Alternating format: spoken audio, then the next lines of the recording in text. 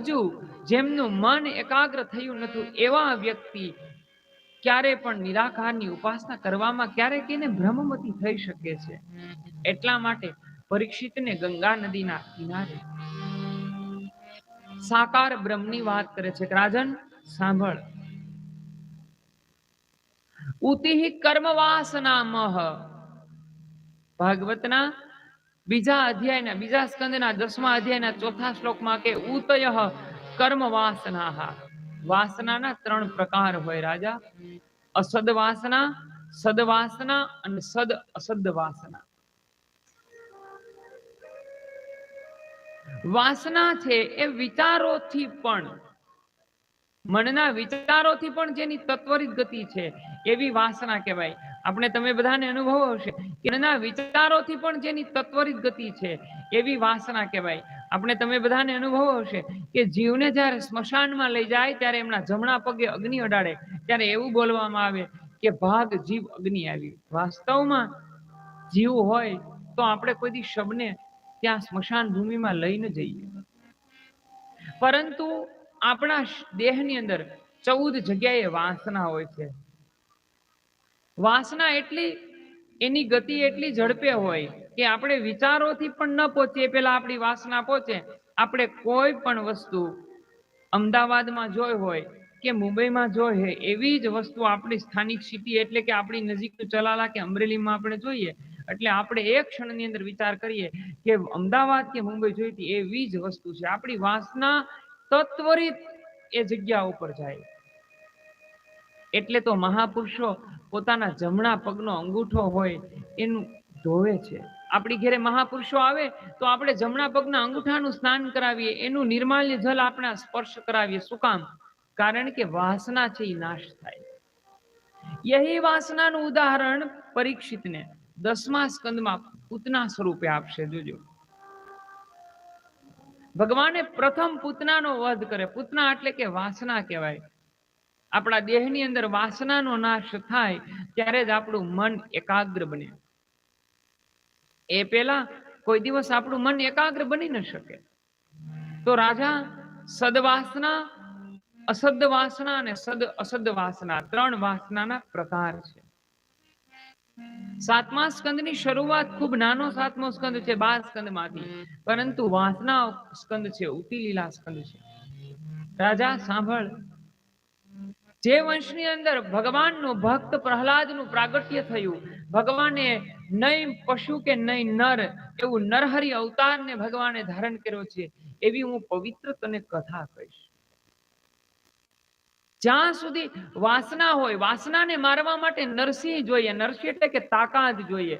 ભક્તિની તાકાત જ્યાં સુધી ન હોય ત્યાં સુધી વાસનાનો વધ ન થઈ શકે.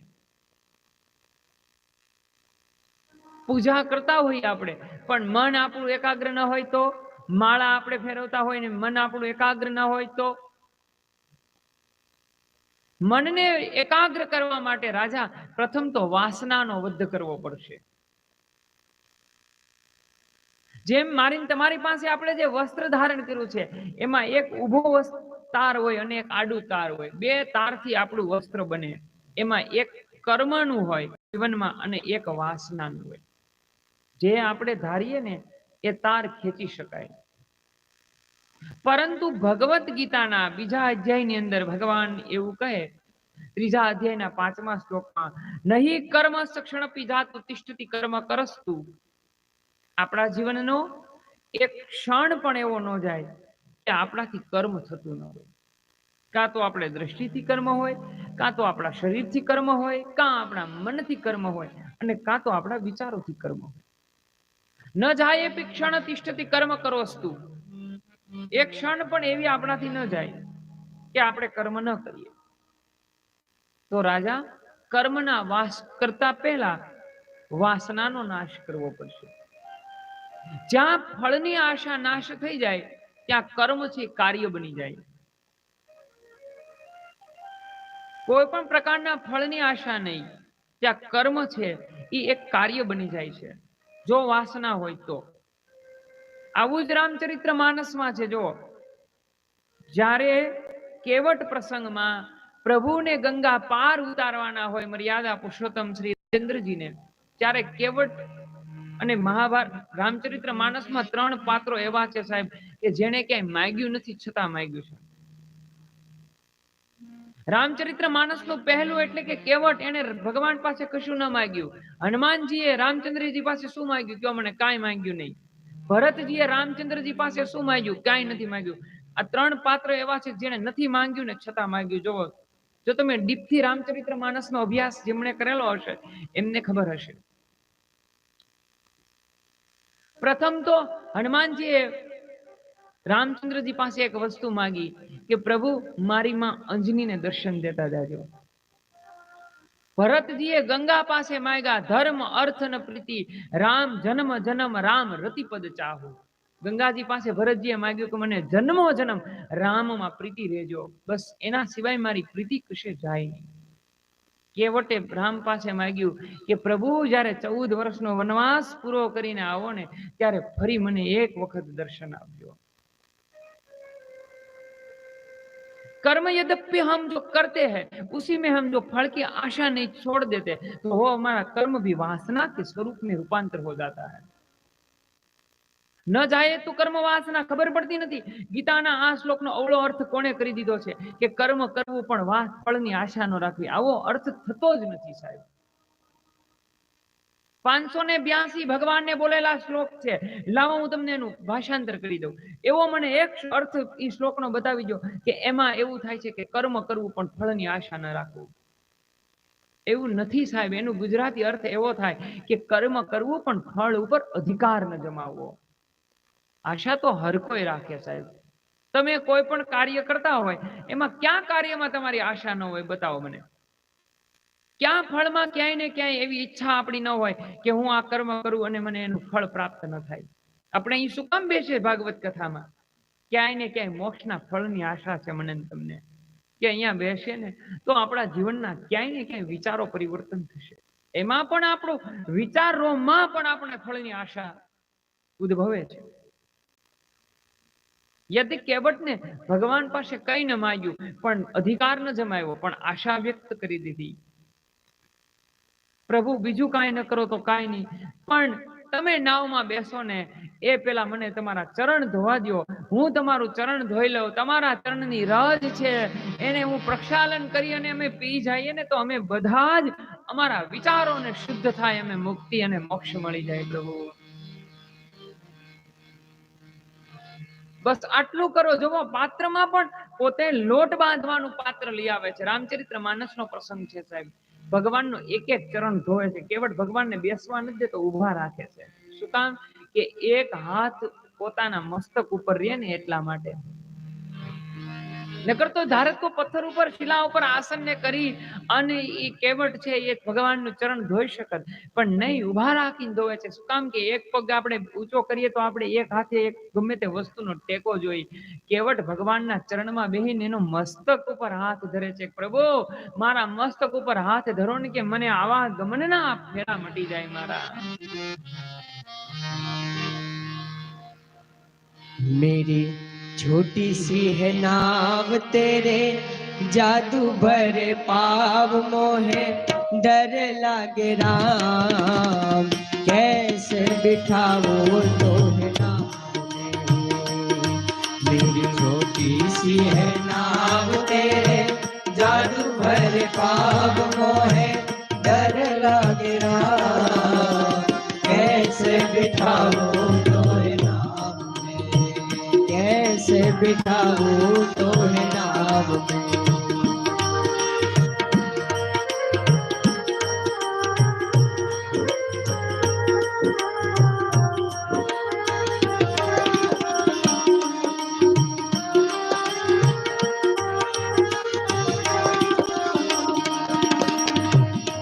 जब पत्थर से बने गई नारी यह तो लकड़ी की नाव हमारी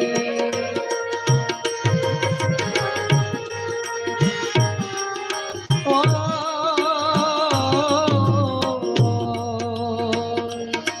जब पत्थर से बने गई नारी यह तो लकड़ी की नाव हमारी। करो यही रोजगार पालो सारा परिवार, सुनो सुनो दाता कैसे बिठाऊं तोरे नाव पे। मेरी छोटी सी है नाव तेरे जादू भर पाव मोहे डर लागे राम। कैसे बिठाऊं तोरे नाव पे, कैसे बिठाऊं तोरे नाव पे।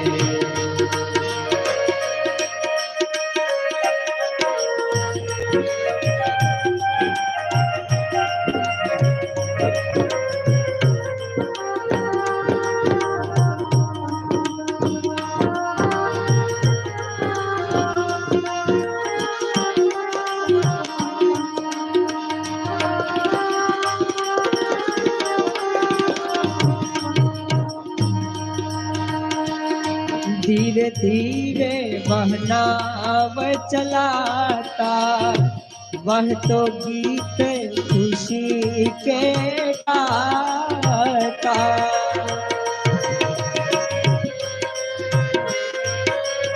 ओ धीरे धीरे वह नाव चलाता, वह तो गीत खुशी के गाता। कहा तो मन में यूं जाता, नहीं होना चाहिए राता। सूरज सुन लो मेरी बात, कैसे बिठाऊं तोरे नाव में।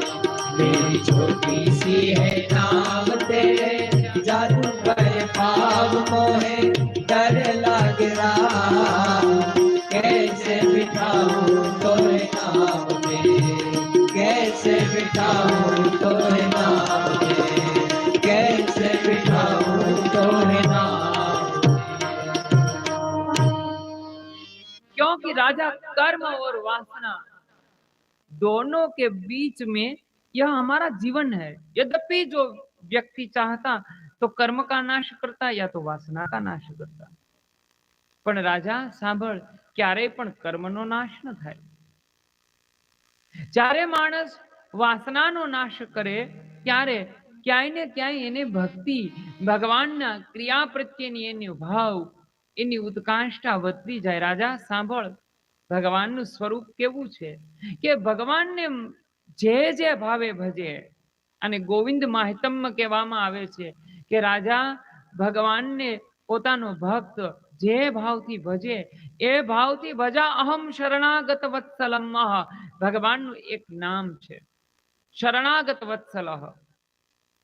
જે એના શરણે આવે ભગવાન કૃપા કરીને એને પોતાના શરણે લે છે સાહેબ।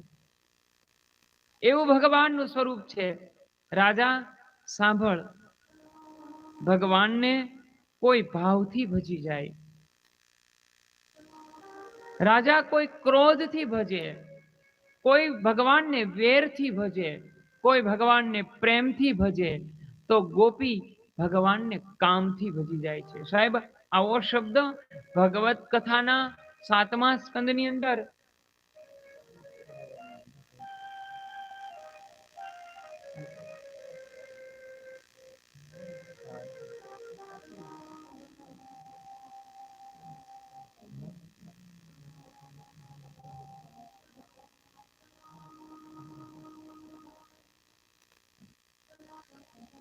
રાજા સાંભળ, ભગવાનને કોઈ કામથી ભજે, કોઈ વેરથી ભજે ભગવાનને, ગોપી છે એ કામથી। આવો શબ્દ ભાગવતના સાહેબ 18,000 શ્લોક છે। 18,000 શ્લોકમાં 7મા સ્કંદની અંદર એક જ વખત પરીક્ષિતને સંદેહ થાય છે। જોજો, પરીક્ષિતને સંદેહ ઉત્પન્ન થાય કે બાપજી તમે મને એમ કહો છો કે ક્રોધથી કે ભયથી ને ગોપી કામથી, જો આવો શબ્દ હોય ને બાપજી તો આ ભગવત કથા મારે સાંભળવી નથી। શું કામ? કારણ કે હું રાજ વૈભવ અને સર્વસ્વ છોડીને હું તમારી પાસે બેઠો છું। राजा सांभळ, गोपी कौन छे? गौ गौ संग असंगा। विवेक चूड़ामणि में तुलसीदास जी ने कहा गौ गौ संग असंगा।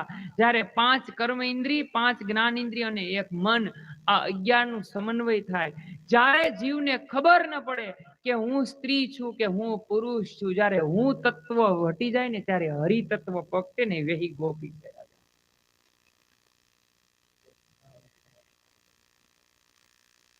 એ તત્વ ગોપી ભાવ છે રાજા.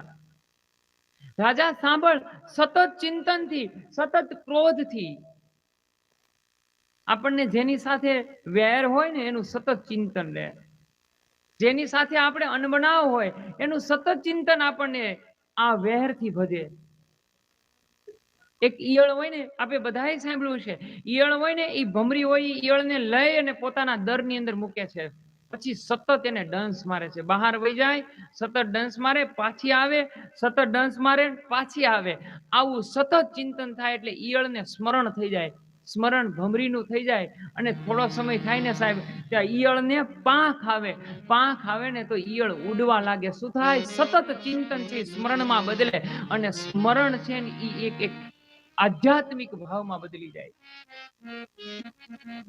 યદ્યપિ સતત ચિંતન, રાજા કોઈ ભાવથી ભજે, કોઈ ક્રોધથી ભજે. આજે હું તને જે માહિતમ્ય કહું છું એ માતમ ગોવિંદ માતમ છે. આ ગોવિંદ માતમ રાજસભાની અંદર ધર્મરાજ યુધિષ્ઠિરને યોગીઓના શિરોમણી નારદજીએ જે કહેવું હતું અને મેં જે સાંભળ્યું છે એ માતમ હું તને કહું છું કે ભગવાને પ્રહલાદનો વધ કરી અને પોતાના ભક્ત એટલે કે પ્રહલાદનો ઉદ્ધાર કર્યો. પરીક્ષિત પૂછે છે, ભગવાન એવું કેમ બને? બ્રહ્મન કે ભગવાનના ઘરે તો બધા હોય, તમે એમ કહો છો કે સર્વમ ઈશ્વર સર્વભૂતાનામ હૃદયમ તિષ્ઠતિ. ભગવાન ગીતાની અંદર 18મા અધ્યાય 61મા શ્લોકમાં ભગવાન એમ કે સર્વ વ્યાપક બ્રહ્મ છે. જોવો તો કોઈ દી બિલાડી હોય ઉંદરનો વધ કરે? બ્રહ્મને કોઈ દી ખાઈ જાય? યદ્યપિ એક ગીતાનો પુરાવો છે સાહેબ. 18મા અધ્યાય 61મા શ્લોકમાં ભગવાન કે ઈશ્વર સર્વભૂતાનામ હૃદયમ તિષ્ઠતિ. ભગવાન બધામાં છે, તો બિલાડીમાં બ્રહ્મ હોય, ઉંદરમાં બ્રહ્મ હોય, તો બિલાડી ઉંદરને કેમ ખાઈ જાય? તમે એમ કહો છો કે ભગવાનના ઘરે આવો અન્યાય હોય કોઈ દિવસ? હિરણ્યકશ્યપુને મારે, પ્રહલાદને તારે. ભગવાનના ઘરે તો કોઈ વેરી નથી, કોઈ દુશ્મન નથી. એટલા માટે તો વાલી છે એ કિષ્કિંધાની નગરની અંદર પડ્યો રામને કહે કે મેં બેરી સુગ્રીવ મિત્ર, પ્રભુ આવું કેમ કર્યું? તે મારો એવો શું વાંક છે કે તે મારો વધ કર્યો? રાજા સાંભળ, ભગવાન છે એ ક્રિયાનો ભેદ કરે, કોઈ દિવસ ભગવાનમાં ભાવનો ભેદ ન હોય. ક્યારે ને ક્યારે આપણે ક્રિયા એક હોય પણ ભાવ એક હોય, પણ ક્રિયા બદલતી હોય. તમે કોઈ જળનું પાત્ર હોય, એ પાત્રને ચાંદની રાતની અંદર જલ ભરી અને મૂકો તો જલ હલે, તો એનો મતલબ એવો થોડો થાય કે ચંદ્રમા હલે છે. નહીં, જલ હલે છે. ચંદ્રમા તો સ્થિર છે, એની જગ્યાએ છે. હલનચલન તો ત્રાસની અંદર રહેલું પાણી થાય છે. આપણે અહીંયાથી ગમે ત્યાં બાર ગામ જતા હોય તો આપણે બાજુવાળાને પૂછીએ કે આ ગામ આવી ગયું, આ શહેર આવી ગયું. વાસ્તવમાં શહેર તો એની જગ્યાએ હોય, ગામ એની જગ્યાએ હોય, આપણે ત્યાં સુધી ગયા હોય. સ્થળ એની જગ્યાએ જ હોય, ક્રિયા એક જ હોય, પણ બાજુવાળાને આપણે પૂછીએ કે આ શહેર આવી ગયું કે આ ગામ આવી ગયું, કેટલું ખોટું બોલીએ આપણે. એ તો એની જગ્યાએ છે, આપણે અહીંયાથી ત્યાં સુધી ગયા હોય. રાજા સાંભળ, જેના હાથે ભગવાનનો વધ થાય એ પણ મુક્તિ મળે, અને ભગવાન જેને તારે ને એને પણ મુક્તિ મળે. પ્રહલાદને પણ ભગવાને તાર્યો અને હિરણ્યકશ્યપુને પણ ભગવાન મોક્ષ આપે. તો હિરણ્યકશ્યપુને મારવાનું કારણ શું છે?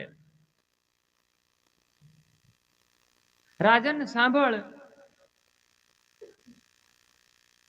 કે એક વખત ભગવાનના પરમ ભક્ત સનકાદિક નામના બ્રહ્મ ઋષિઓ જ્યારે સ્વર્ગમાં સત્સંગ માટે જતા હોય, ત્યાં જય અને વિજય ભગવાનના બંને દ્વારપાળ હોય. આ ભગવાન આડી વેત્ર નામ સોટી રાખે આ દ્વારપાળો, જય અને વિજયની, સનકાદિક ઋષિઓ સામે.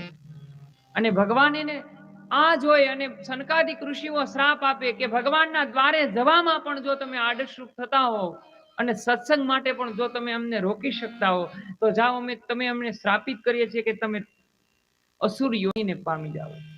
ભગવાન આ સાંભળી અને શ્રાપનું નિવારણ આપે છે. કે તમે 3 જન્મ સુધી મને વેરથી ભજશો, 3 જન્મ હું તમને વધ કરવા માટે આ પૃથ્વી ઉપર આવીશ. તો પહેલો જન્મ હોય એ હિરણાક્ષ અને હિરણ્યકશ્યપુ, બીજો જન્મ રાવણ અને કુંભકર્ણ, જય અને વિજયનો, અને ત્રીજો જન્મ જય અને વિજયનો દંતવક્ર અને શિશુપાલ. ભગવાન વારાહ રૂપ ધારણ કરે હિરણ્યાકશ્યપને મારવા માટે. જે વારાહ સ્વરૂપનું મંદિર તમે ગમે ત્યાં ફરવા જાઓ, ભારતના ગમે તે છેડામાં જાઓ તમે, તો બાબરકોટ પાસે આવેલું વારાહ સ્વરૂપ મંદિર સિવાય વારાહ સ્વરૂપ ભગવાનનું એક પણ મંદિર ક્યાંય તમને જોવા ન મળે. તમે જોજો. હા, હમણાં લાસ્ટમાં તિરુપતિ બાલાજી ભગવાનની વારાહ સ્વરૂપની મૂર્તિ પધરાવી. આ સિવાય તમને એનું પરમેનન્ટ મંદિર ક્યાંય પણ જોવા ન મળે, આપણે જાફરાબાદ તાલુકાના બાબરકોટ ગામ સિવાય. આ ભગવાનનું વારાહ સ્વરૂપનું મંદિર છે. આપણે કદાચ તમે દર્શન કર્યા હશે. હિરણ્યકશ્યપુને મારવા માટે ભગવાન નરહરિ બને. હવે આ it's not a poems. Bhagavat એ કોઈ વાર્તા નથી સાહેબ. અને હિરણ્યકશ્યપુ પ્રહલાદની આવી વાત તો તમને હવે મોઢે થઈ ગઈ હોય સાહેબ, પણ ઉસી કા આધ્યાત્મિક અર્થ है. હિરણ્યકશ્યપુ એટલે ભોગવૃત્તિ થાય. ભોગવૃત્તિનો વધ કરવા માટે ભક્તિ રૂપી તાકાત જોઈએ. જ્યાં પ્રહલાદનો જન્મ થાય, પ્રહલાદનો જન્મ થાય એટલે ભક્તિ કહેવાય સાહેબ. ભોગને અને ભક્તિને કોઈ દિવસ ભળે નહીં. એ બંને પોઝિટિવ વસ્તુ છે એકાબીજી. એ બે ક્યારે એક સામ્યમાં રહી ન શકે સાહેબ. એક મિયાનની અંદર બે તલવાર ન રહી શકે. ભોગ અને ભક્તિ એક જગ્યા ઉપર કોઈ દિવસ રહી ન શકે. અસંભવ વસ્તુ છે. તો પ્રહલાદ છે એ ભક્તિ સ્વરૂપા છે, હિરણ્યકશ્યપુ ભોગવૃત્તિ છે, અને નરસિંહ સિંહ રૂપ છે, તાકાત છે ભક્તિની. રાજન સાંભળ હવે, કે પોતાના ભાઈ એટલે હિરણાક્ષનો વધ ભગવાન વારાહ સ્વરૂપ બની અને પોતાના મોટા ભાઈનો વધ કર્યો. પોતાના ભાઈનો વધ થયો એટલે હિરણ્યકશ્યપુએ મનમાં નક્કી કર્યું, પ્રતિજ્ઞા કરી કે જ્યાં સુધી હું વિષ્ણુનો વધ ન કરું, ત્યાં સુધી હું ભોજન લેવા બેસું, ત્યાં સુધી મારી થાળીની અંદર હું એક મુષ્ટિકા રેતી નાખીશ. હું ધાન નહીં પણ ધૂળ ખાઉં છું, આવી પ્રતિજ્ઞા લીધી સાહેબ. જ્યાં સુધી હું દેવો સાથે યુદ્ધ કરી અને વિષ્ણુનો વધ ન કરું, ત્યાં સુધી હું ધાન નહીં પણ હું ધૂળ જમું છું, આવી પ્રતિજ્ઞા હિરણ્યકશ્યપુએ લીધી. મનમાં દ્રઢ સંકલ્પ કર્યો કે ગમે તે થાય, ભગવાનને પ્રાગટ્ય વરદાન મેળવીશ અને વિષ્ણુનો હું વધ કરીશ સાહેબ. એટલે તો આપણા 10મો સ્કંદ છે ને, 12મો સ્કંદ, 12મા સ્કંદમાં કલિકાળનું વર્ણન આવે સાહેબ.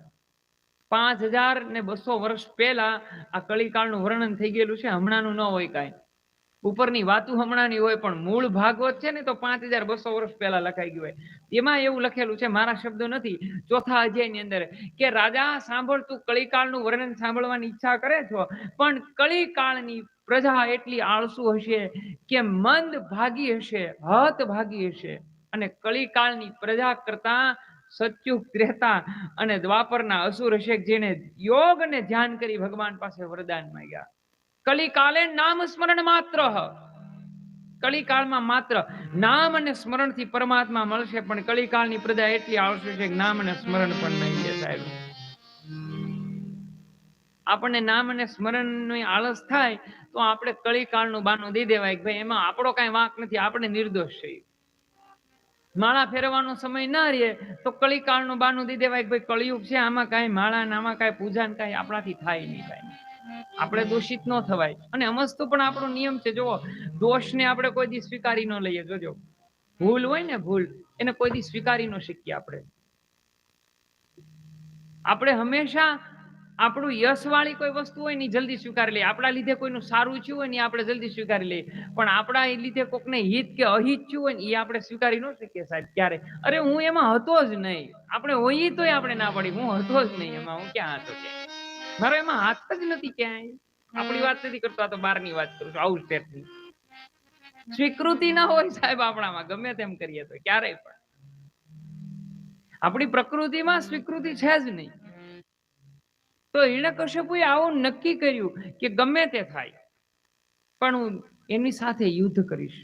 પોતાના ભાઈનો વધ થયો એટલે હિરણાક્ષના ધર્મપત્ની એમના પતિનું શબ લેવા નથી દેતા. હિરણ્યકશ્યપુ એને સમજાવે છે. અંતે યમરાજા 5 વર્ષનું બાળક બનીને આવે છે, એમને જ્ઞાન ઉત્તમ આપે અને શબને લેવા દે છે. અને હિરણ્યકશ્યપુ નક્કી કરે કે હવે ગમે તે થાય ભગવાન પાસે તપ અને વરદાન લઉં અને અજર અમર તત્વ પામી લઉં એટલે મૃત્યુનો ભય વયો જાય, પછી હું દેવો સાથે યુદ્ધ કરું. હિરણ્યકશ્યપુ મંદરાચલ પર્વત ઉપર જાય છે. મંદરાચલ એટલે કે જેનું મન અચલ છે એવું મંદરાચલ પર્વત. ત્યાં જઈ હિરણ્યકશ્યપુ એક પગે ઉભા રહી અને ઓમ બ્રહ્માય નમઃ, ઓમ બ્રહ્માય નમઃ, ઓમ બ્રહ્માય નમઃ ના જાપ કરે છે. આ સમયે દેવોએ ભેગા મળી બૃહસ્પતિ કિરહ એટલે કે પોપટનું સ્વરૂપ ધારણ કરે છે. હિરણ્યકશ્યપુ ઓમ બ્રહ્માય નમઃ કહે, આ પક્ષી નારાયણ કહે. બેયનો સૂર એક થતા નથી સાહેબ. સાંભળો, બ્રહ્મા એટલે બુદ્ધિના દેવ છે. એમનું વાહન હંસ છે, ઈ વિવેક છે. વિષ્ણુ છે ઈ મનના દેવ છે. જેમાં નામાં જ્ઞાન અને વિવેક ન હોય એનું મન કોઈ દી સ્થિર ન થાય. અમારા મનને સ્થિર કરવા માટે આપણે 2 વસ્તુની આવશ્યકતા હોય, એક જ્ઞાન અને એક વિવેક. આ એકબીજાના પૂરક શબ્દ છે, સમાનાર્થી શબ્દ છે. આપણામાં જ્ઞાન અને વિવેક આ બંને ન હોય એટલે આપણું બુદ્ધિ મન કોઈ દિવસ સ્થિર ન થાય સાહેબ. અને વિષ્ણુનો એક અર્થ વ્યાપક થાય છે. વિષ્ણુનો એક અર્થ શબ્દકોશ વ્યાકરણની અંદર વ્યાપક થાય. જેનું મન સંકોચિત હોય ને ત્યાં વ્યાપકતા કોઈ દી હોય નહીં, ત્યાં વિસ્તારતા ન હોય કોઈ દિવસ. હિરણ્યકશ્યપનું મન સંકુચિત હતું એટલે પક્ષી નારાયણ બોલે ને એટલે એને સુરતા લાગેલી સાહેબ. જેને જેને આ સુરતા લાગી જાય સાહેબ, એક વખત બ્રહ્મરંધ્ર સાથે પોતાના સાથે વાત કરતા માણસ જ્યારે શીખી જાય પછી એને કોઈની જરૂર સાહેબ ન પડે. પછી હરદમ અંદરથી હોકારા દે. આપણું એક બહુ દેશી ભજન છે સાહેબ, હરદમ દે હોકારા. પછી અંદરથી એને મનોમય સાથે આનંદનું નિજાનંદ લૂટે છે સાહેબ. હિરણ્યકશ્યપુને વિક્ષેપ થવા લાગે સાહેબ. અને ભોગવ્રતી હોય ને હિરણ્યકશ્યપુ એટલે ભોગવ્રતી થાય સાહેબ. ભોગવ્રતીને ભક્તિને કોઈ દિવસ ભળે નહીં સાહેબ. એ તો આપણી વાત નથી કરતો, હું તો બહારની વાત કરું. મહેમાન આવ્યા હોય ત્યારે આપણે ભલે દીવાબત્તીનો સમય વધતો હોય આપણે, પણ આપણું મન સ્થિર ન હોય સાહેબ. એ સમયે આપણો આખો માળાનો સમય પણ આપણો ફરી જતો હોય મહેમાન આપણી ત્યાં આવ્યા હોય ત્યારે. પણ એ ક્ષણિક હોય બધું. જોજો, એ બધું કેટલી વાર હોય, ક્ષણિક હોય. કોઈ દિવસ એ 2 વસ્તુનો સમન્વય ન થાય. હિરણ્યકશ્યપુનું મન સ્થિર ન થયું એટલે હિરણ્યકશ્યપુ ત્યાંથી ઘરે વી આવે છે. થોડા સમયની અંદર હિરણ્યકશ્યપુને ઘરે આવતા જોઈ એમના ધર્મપત્ની એટલે કયાધુ મહારાણી કહે છે કે તમે બસ આટલા દિવસની અંદર પરમાત્માને પામી આટલી અજર અમર તત્વને મેળવી અને તમે વયાવ્યા હોતન. અને કયાધુ પોતાની વાત કરે છે હિરણ્યકશ્યપુ પોતાના ધર્મપત્નીને કે સાંભળો, હું જ્યારે ઓમ બ્રહ્માય નમઃ બોલું ત્યારે એક પક્ષી હતું એ નારાયણનું નામ લે. અરે સ્વામી, કોઈ દિવસ પક્ષી નારાયણનું નામ લે જ નહીં. અરે હા, મેં સાંભળ્યું નારાયણ નારાયણ બોલતું તું એને ઉડાડું, પણ ફરી પાછું આવી અને ફરી પાછું નારાયણનું નામ લે છે. મારું મન સ્થિર ન થવા દે સાહેબ. મંદરાચલ એટલે મન અચળ. જેનું મન અચળ ન હોય ને એની સમાધિ તૂટી જાય સાહેબ. એ સમાધિ સુધી પહોંચી ન શકે. 7 ચક્રો હોય, 7 મૂળ હોય, આધાર હોય, સિદ્ધિ સુધી પહોંચી ન શકાય. જેનું મન અચળ ન હોય સાહેબ, એ ત્યાંથી પાછું આવે. કયાધુ મહારાણી કહે છે સ્વામી, કોઈ દિવસ પક્ષી નારાયણનું નામ ન લે. કારણ કે કયાધુને ખબર હતા કે મારા પતિ ક્યારેય પણ નારાયણનું સ્મરણ હવે કરશે નહીં. કારણ કે એને નારાયણ સાથે તો વેહર બાંધ્યું છે. આ સમયે જ્યારે નારાયણનું નામ લે છે, નારાયણનું સ્મરણ કરે છે, એ સમયે પ્રહલાદનું માતાના ઉદરની અંદર પ્રવેશ થાય છે. 108 વખત નારાયણનું સ્મરણ કરાયું. આ અંતિમ માળા હતી સાહેબ હિરણ્યકશ્યપુની. સ્વામી તમે કહો પણ કોઈ દિવસ પક્ષી નારાયણ ન બોલે. હા, નારાયણ બોલે છે. થોડા દિવસ થયા ને એટલે હિરણ્યકશ્યપુ ફરી જાય છે. ફરી મંદરાચલ પર્વત ઉપર જાય છે. મનમાં હવે આ ફેરે દ્રઢ સંકલ્પ કરે છે ક્યોંકि हमारा जीवन का लक्ष्य जरूरी है साहब. જીવનમાં જ્યાં સુધી દ્રઢ સંકલ્પ અને લક્ષ્ય ન હોય ને ત્યાં સુધી સિદ્ધિ કોઈ દિવસ મળે નહીં. યાદ રાખજો. જ્યાં સુધી દ્રઢ સંકલ્પ ન હોય આપણા જીવનની અંદર, જ્યાં સુધી લક્ષ્ય ન હોય ત્યાં સુધી આપણે નિર્ધારિત જગ્યા સુધી કોઈ દિવસ રેખા સુધી પહોંચી જ ન શકીએ સાહેબ. ક્યાંય ને ક્યાંય આપણો લક્ષ્ય હોવો જોઈએ. હવે હિરણ્યકશ્યપુએ લક્ષ્ય નક્કી કર્યો કે ગમે તે થાય, ગમે તે પરિસ્થિતિ આવે, પરંતુ હવે અજર અમર તત્વ લીધા વગર હવે ક્યારે પાછું આવવું નથી. હિરણ્યકશ્યપુ હવે ઘરબાર છોડી અને મંદરાચલ પર્વત ઉપર ફરી એક પગે ઉભા રહી ઓમ બ્રહ્માય નમઃ, ઓમ બ્રહ્માય નમઃ, ઓમ બ્રહ્માય નમઃ ના જાપ કરે છે. આ સમયે ભક્ત પ્રહલાદ માના ઉદરની અંદર ભક્તિ અને જ્ઞાન માર્ગ પ્રાપ્ત કરે છે. થોડો સમય થાય ઇન્દ્રને ખબર પડે કયાધુ મહારાણીનું હરણ કરે. નારદજી છે એ કયાધુને છોડાવે છે, આશ્રમની અંદર રાખે અને માના ઉદરની અંદર નારદે આપેલું જ્ઞાન છે એ પ્રહલાદના વ્યાપકમાં ઉતરી જાય છે સાહેબ. માના ઉદરની અંદર પોઢી અને પ્રહલાદજીએ ભક્તિ, જ્ઞાન, યોગ માર્ગ અને સાંખ્ય માર્ગનું જ્ઞાન માના શ્વાસે શ્વાસે લઈ લીધું સાહેબ. હરેક સમયે પ્રહલાદજીએ માના ઉદરની અંદર ભક્તિ અને જ્ઞાન, વિવેક અને વૈરાગ્ય, સાંખ્ય આ બધું જ્ઞાન નારદજી દ્વારા માના ઉદરની અંદર પોઢી અને પ્રહલાદજીએ લીધું. એટલા માટે આપણું ધર્મશાસ્ત્ર કહે સાહેબ કે જે માના ઉદરની અંદર બાળક હોય એ માએ મહાપુરુષોના વિચાર સાંભળી એનું વાંચન કરી જેની અસર બાળક ઉપર થાય સાહેબ.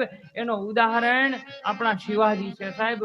સૌથી મોટી જો કોઈ શિક્ષક હોય અને સૌથી મોટું જો કોઈ સાહેબ માણસના જીવન સુધારવા માટેનો ફાળો હોય ને તો એ માં છે સાહેબ.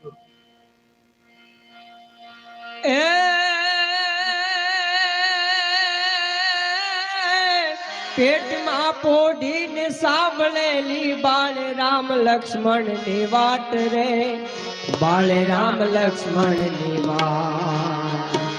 શિવાજીને નીંદ રૂનાવે, માતાજી જપાય ઝુલાવે, નાના નાના ડુંગરા ડોલે, શિવાજીને નીંદ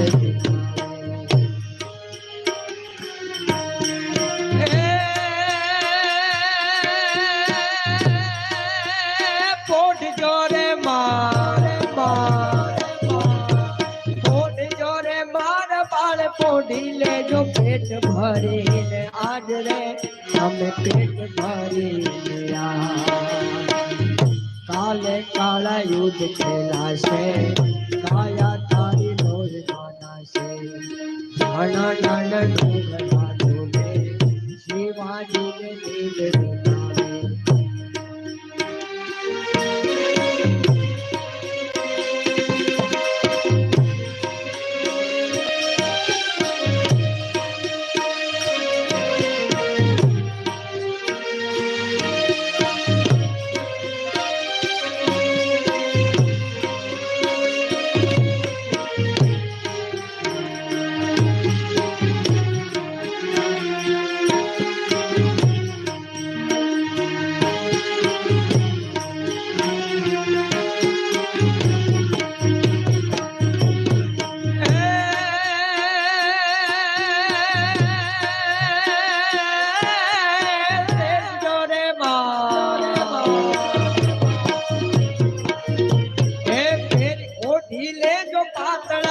પીળા લાલ પીરોજ ચીર રે, તમે લાલ પીરોજ ચીર.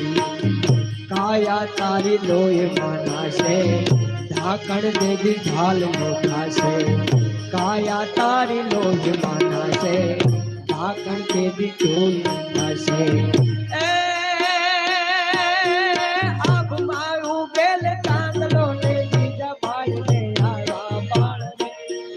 ભાઈ ને યાદ બાલોડાને માટે જોડે ધાડા નાના ડુંગરા જોડે શિવાજીને નીંદ ઉડાવે માતાજી જપાય ઉડાવે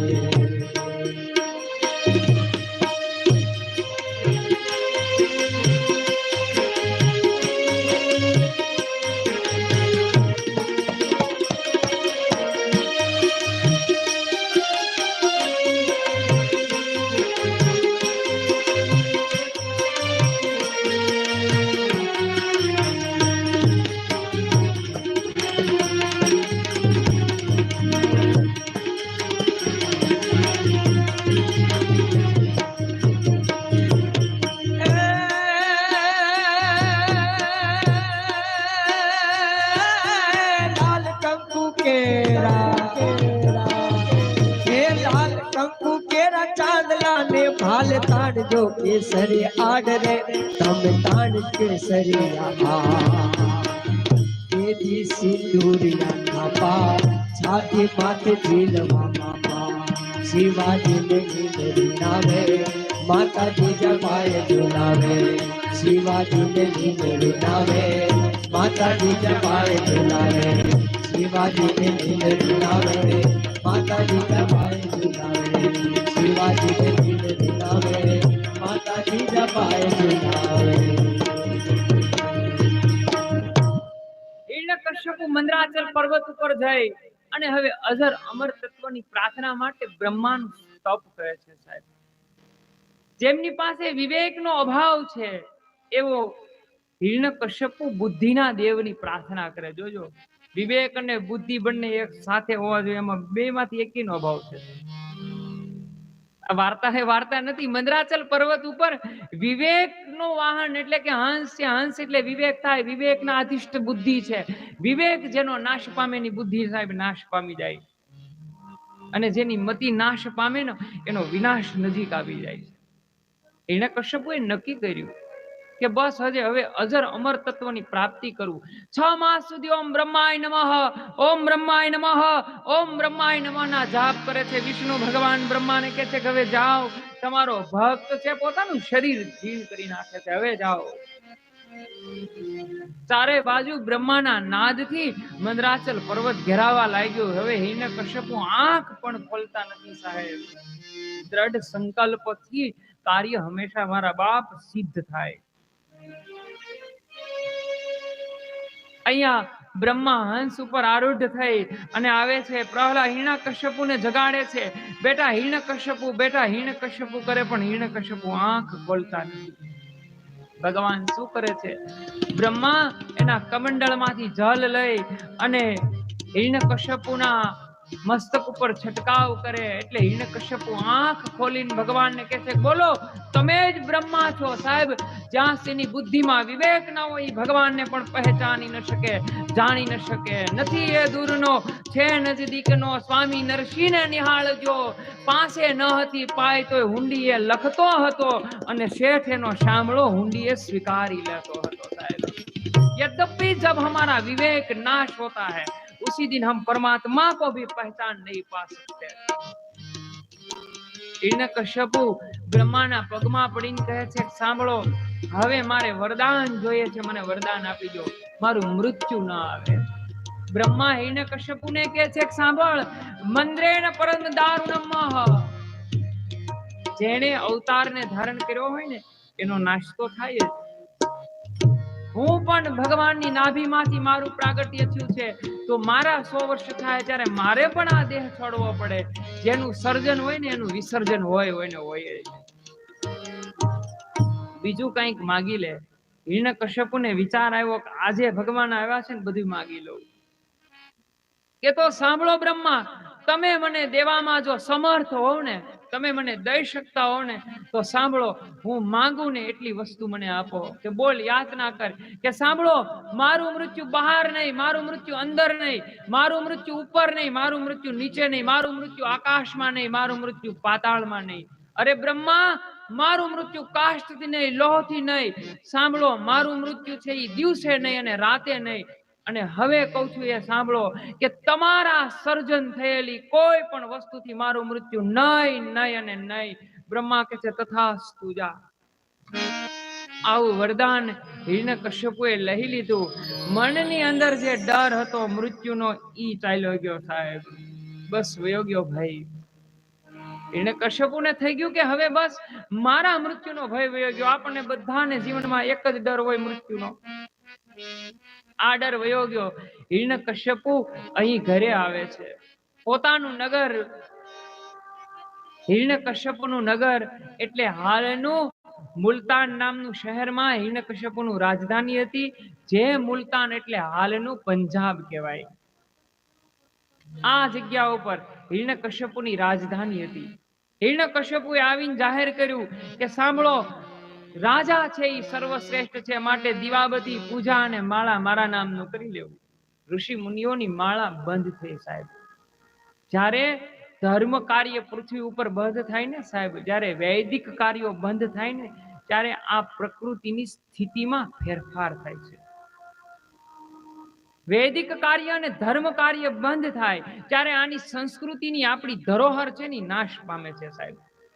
સંસ્કૃતિ ઉપર સાહેબ આ દેશની ધરોહર ટકેલી હોય, યાદ રાખજો. મારી વ્યાસપીઠ એવું નથી કહેતું કે યજ્ઞ કરશું તો આમ થશે ને ઓલું થશે, બસ. પણ હા, યજ્ઞ અને વૈદિક કાર્ય અને ધર્મ કાર્ય જ્યાં સુધી હું તમે કરશું ને ત્યાં સુધી આ સંસ્કૃતિ જળવાઈ રહેશે. પછી આ સંસ્કૃતિ લુપ્ત થઈ જશે, નાશ થઈ જશે સાહેબ. ક્યો કે આપણે વેસ્ટર્ન સંસ્કૃતિને આપણે લઈ આવ્યા છીએ સાહેબ, અહીંથી પશ્ચિમ સંસ્કૃતિ. આપણને આપણું ન ગમે, જોજો તમે અહીંયા રહેતા હોય ને તો આપણને આપણું ન ગમે, પણ આપણે હંમેશા પશ્ચિમી બીજાની સંસ્કૃતિનું અનુકરણ કર્યું, એટલે આપણે આ ભારતની સંસ્કૃતિની ધરોહર નાશ કરી નાખી સાહેબ. હમણાં કોરોના આવ્યો ને ત્યારે બધાને ખબર પડી કે કપૂર કેટલું મહત્વનું છે.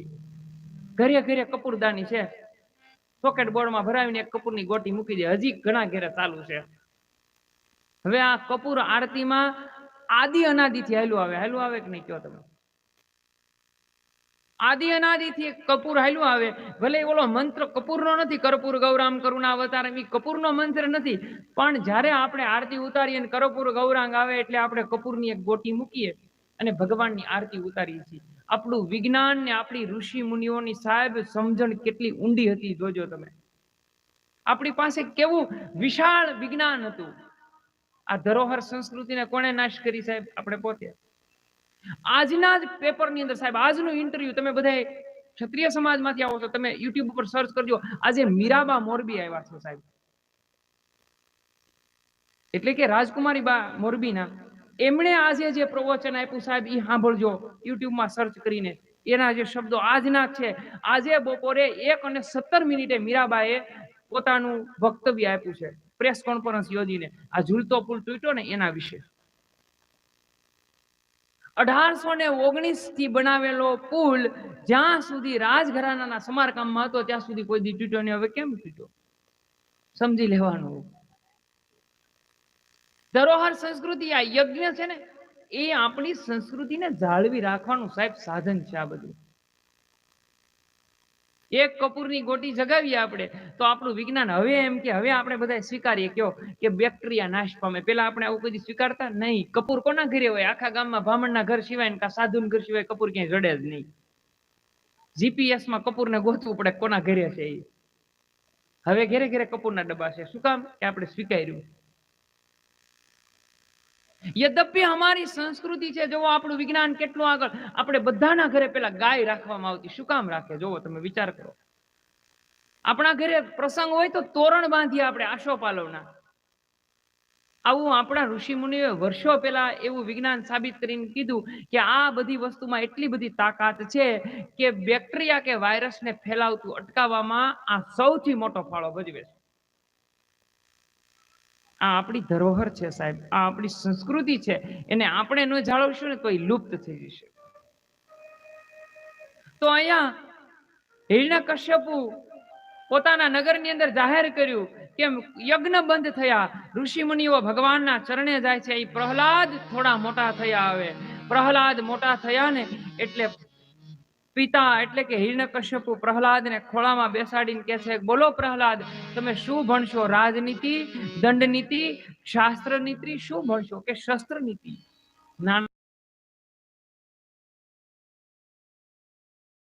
બ્રહ્મ એવા વિષ્ણુને પામીશ, લીન થઈ જાય છે. કોના આ શબ્દ છે? કોની કૃપા છે? સદગુરુ નારદ મિળાની કૃપા છે સાહેબ.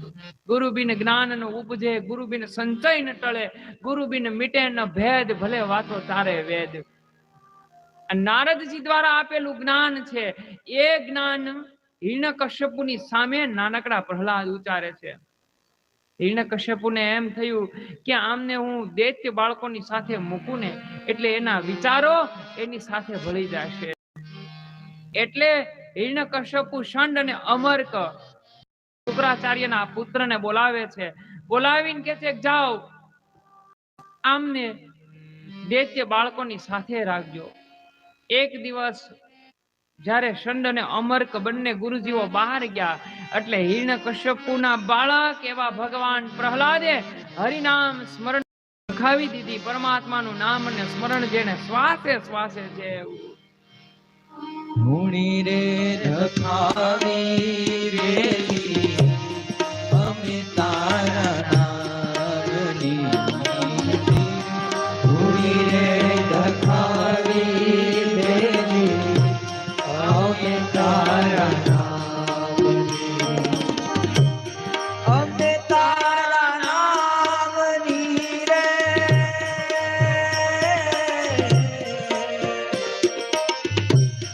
અમે તારા નામની રે અલખનાર નામની રે ધૂણી રે ધખાવી રેલી અમે તારા નામની રે ધૂણી રે ધખાવી રેલી અમે તારા નામની.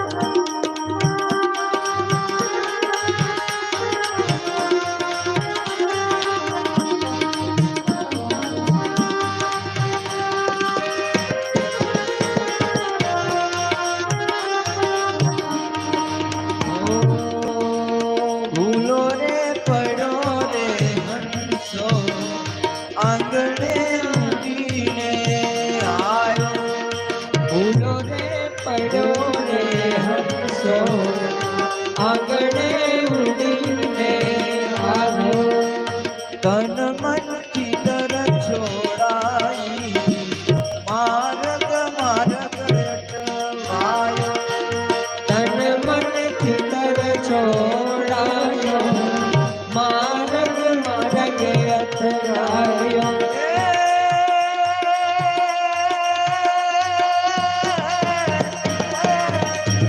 કપના પડે રે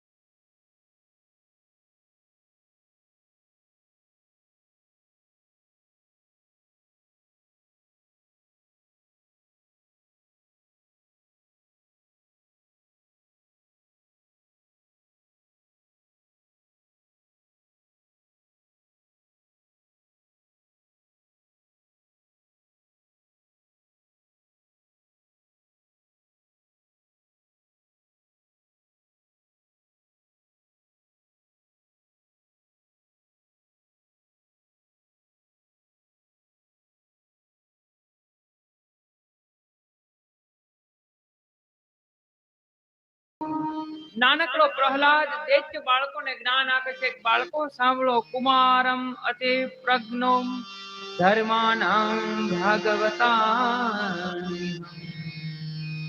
દુર્લભમ મનુષ્યાણામ જન્મમ તદ્ધ્રુવ અર્થ પદમ. હે દૈત્ય બાળકો સાંભળો કે ભક્તિ છે ને એ કુમાર અવસ્થાનું સાધન છે. દુર્લભ માનુષ્ય જન્મનમ તદપ્રત અર્થનમ ધ્રુપદમ.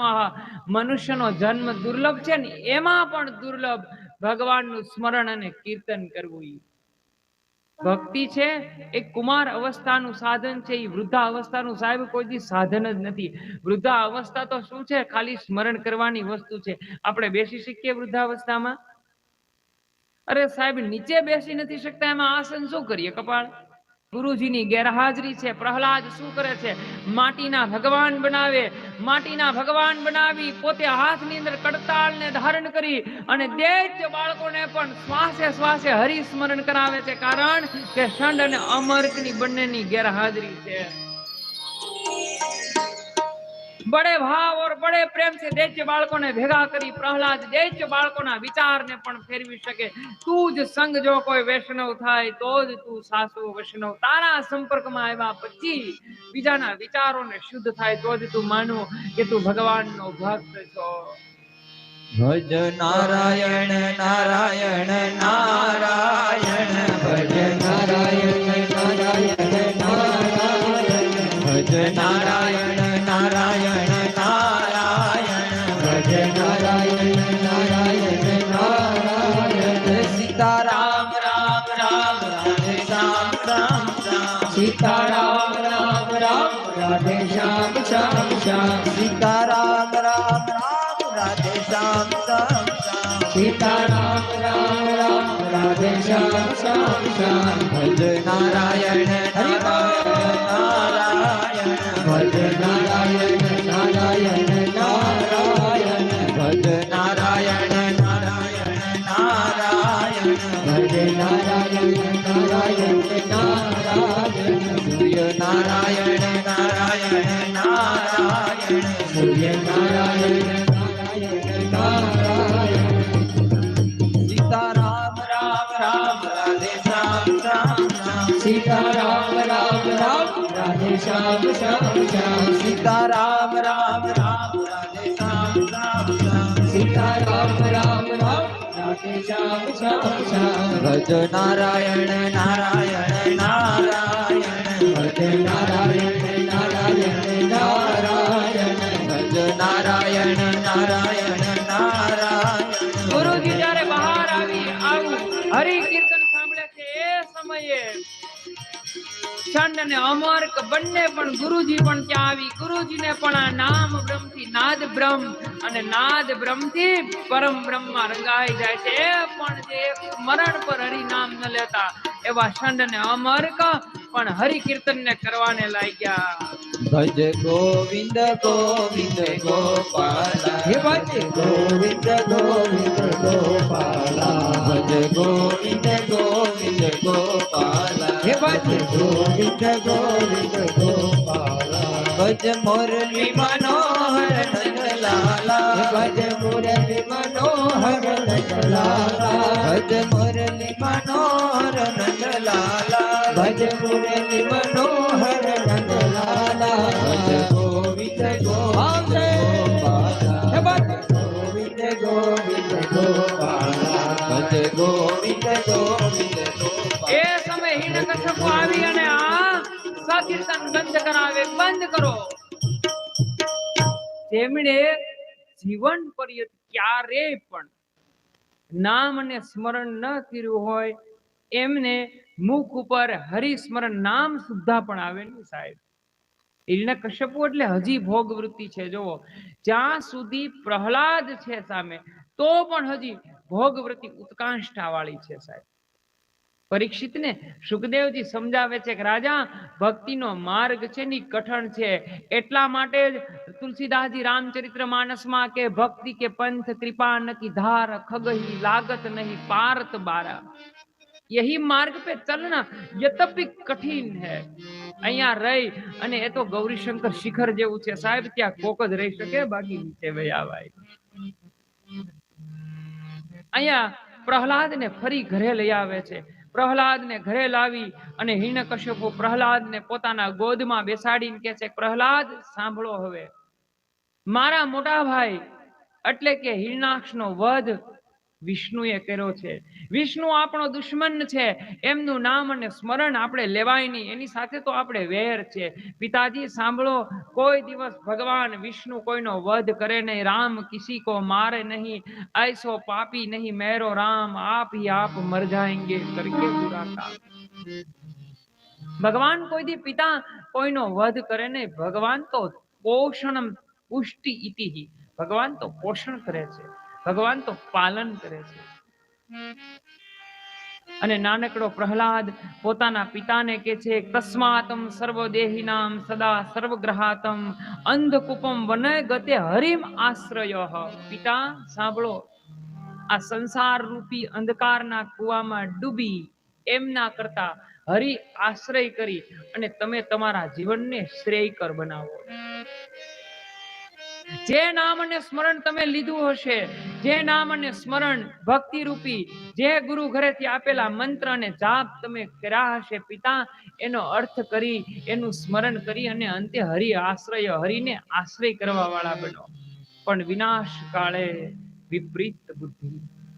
હિરણ્યકશ્યપુને જ્ઞાન લાગતું નથી સાહેબ. રાવણને કોઈ દિવસ વિભીષણનું જ્ઞાન ન લાગે. જો રાવણને માલ્યવાનજીનું જ્ઞાન ન લાગે, રાવણને મંદોદરીનું જ્ઞાન ન લાગે. શું કામ? કારણ કે એનો વિનાશ નજીક હતો. આપણા પરિવારના સભ્યોની હિત ઈચ્છી વાત જ્યારે મને તમને વિરોધાભાસી લાગવા મળે ત્યારે માનું કે ડિવાઇન માર્ગ, હું તમે ક્યાંક માર્ગ બદલી ગયા છીએ સાહેબ. આપણે આપણો રસ્તો બદલી લીધો છે કે જ્યાં રસ્તે આપણો વિનાશ થવાની તૈયારી છે. હિરણ્યકશ્યપુ પ્રહલાદને સમજાવે. પ્રહલાદ કે છે, પિતા સાંભળો, શ્રવણ કીર્તમ વિષ્ણુ સ્મરણમ પાદ સેવનમ અર્ચનમ વંદનમ દાસ્ય સાખ્ય આત્મનિવેદનમ. પિતા, આ નવધા ભક્તિ છે. આ ભક્તિ કરી અને અંતે પરમાત્માને પામો. આ સમયે હિરણ્યકશ્યપુ ગુસ્સે થઈ જાય છે. પોતાના સૈન્યને આજ્ઞા કરે છે, જાઓ. અને વેત્ર નામ સોટીથી પ્રહાર કરે છે. પણ પ્રહલાદ શ્વાસે શ્વાસે હરિસ્મરણ કરે છે. પ્રહલાદ કે છે, પીડા છે, જે કાંઈ યાતના છે એ શરીરને છે, આત્માને કોઈ યાતના નથી. હિરણ્યકશ્યપુ સોટીથી પ્રહાર કરે પણ પ્રહલાદને લેશ માત્ર એના શરીર ઉપર એની અસર થતી નથી. પ્રહલાદ હરિનું નામ અને સ્મરણ મૂકતો નથી. હિરણ્યકશ્યપુ સમજાવીને અંતે કે છે, પોતાના સૈન્યોને આજ્ઞા કરે છે, જાઓ અને આ દોરીથી બાંધી અને 1000 ફૂટ ઊંડી ખાઈમાં પ્રહલાદને નાખવામાં આવે. પરંતુ જેની સાથે ઈશ્વર છે, જેને રાખનારો રામ હોય ને સાહેબ, એને મારનારા દુનિયામાં બીજો કોઈ ન હોય સાહેબ. બસ તું મેરે સાથ હો, મહે ભા ભરોસા હનુમંતા. હે ઈશ્વર, મને તારા ઉપર એટલો ભરોસો છે. સર્વ સમર્પિત કર્યું. મહાભારતની અંદર સાહેબ દુર્યોધન રાત્રિના સમયે જઈ અને ગંગાપુત્ર ભીષ્મને કે મને ખબર નથી પડતી કે તમે યુદ્ધ કોના તરફ કરો છો, મારા માટે કરો છો, પાંડવો માટે કે કૌરવો માટે, ખબર નથી પડતી. અને ત્યારે ભીષ્મ પ્રતિજ્ઞા લે કે જા, કાલે સાંજ સુધીમાં હું અર્જુનનો વધ કરી નાખીશ. સાહેબ, આ ભીષ્મ પ્રતિજ્ઞા હોય. એ પ્રતિજ્ઞા જેવી તેવી ના હોય. ભગવાને નક્કી કર્યું કે આ બુઢો સાંજ સુધીમાં મારા અર્જુનનો વધ કરશે, કારણ કે આ તો ભીષ્મની પ્રતિજ્ઞા હતી. છાવણીની અંદર સન્નાટો થઈ જાય. બધા જ છે એ જાગૃત અવસ્થામાં હોય ને એક જ વ્યક્તિ સૂતો હોય સાહેબ, અને એ અર્જુન હોય. શું કામ? કે અર્જુને સર્વસ્વ એને સોંપી દીધું હતું. બસ મેને સોંપ દિયા હૈ જીવન અબ તુમ્હારે હાથ में, मेरा उद्धार पतन सब अब तेरे हाथ में. हे भगवान, જે કાંઈ કરીને એ તારા હાથમાં છે. હવે જે કાંઈ કરીએ. અર્જુન શાંતિથી સુવે છે. શું કામ? કારણ કે અર્જુન એનો રથ કૃષ્ણને હાંકવા દઈ દીધો હતો સાહેબ. બસ તું ચલાય, તું જ્યાં લઈ જા, તું જેમ કે એમ કરીશ. એટલા માટે તો ગીતામાં ભગવાન અર્જુનને કહે કે હે અર્જુન, સર્વ ધર્મ પરિત્યાજિતમ મામ એકમ શરણમ ગત વ્રજઃ. બધું છોડી દે, મારા એકના શરણે આવી આવ. સર્વસ્વ છોડી દે, મને ભજતો થા, હું દરેક ક્ષણે તારી સાથે રહીશ. બસ દ્રઢ આશ્રય હોવો જોઈએ મિત્રો ઈશ્વર માટે. મને ને તમને તમારા અને મારા ધર્મ ઉપર આશ્રય હોવો જોઈએ. સાહેબ આપણે ગમે ત્યાં હોય ને, તમે જે ભગવાનને માનતા હોય, માતાજીને માનતા હોય તો દીવાની માનતા કરો, જે કાંઈ તમે માનતા કરો, તમારી માનતા સફળ થઈ જાય. સાહેબ આમાં મોટો ભાગ કોણ ભજવે? સાહેબ દીવો અને શ્રીફળ ભજવે? તમારી માનતા ભજવે? નહીં. તમારી અંદર